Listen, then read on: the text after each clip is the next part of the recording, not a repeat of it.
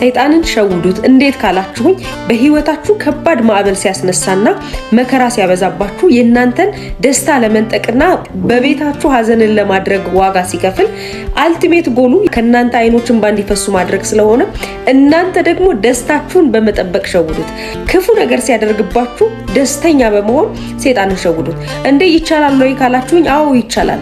መጽሐፍ ቅዱስ ሲናገር ያዕቆብ ምዕራፍ 1 ቁጥር 2 ላይ እንደዚህ ይላል፣ ወንድሞቼ ሆይ የእምነታችሁ መፈተን ትዕግስትን እንዲያደርግላችሁ አውቃችሁ ልዩ ልዩ ፈተና ሲደርስባችሁ እንደ ሙሉ ደስታ ቁጠሩት። እንደ ሙሉ ደስታ እየቆጠራችሁት እግዚአብሔር አምላካችሁ አባታችሁ እንደማይጥላችሁ እንደማይተዋችሁ ድንቅን አድርጎ ሰማያትን ሁሉ ከፍቶ እንደሚወርድላችሁ ምድርን ሁሉ አናውጦ ተራሮችን አለቶችን ሁሉ ሰባብሮ እንደሚመጣላችሁ አምናችሁ እርግጠኛ ሆናችሁ ደስታችሁን ስትጠብቁ ያን ጊዜ ታሸንፋላችሁ። በጌታ በኢየሱስ ስም ከተነሳባችሁ ማዕበልና መከራ በላይ ደስተኛ እንድትሆኑ የሚያደርግ የእግዚአብሔር መለኮታዊ ሰላምና ደስታ ያግኛችሁ።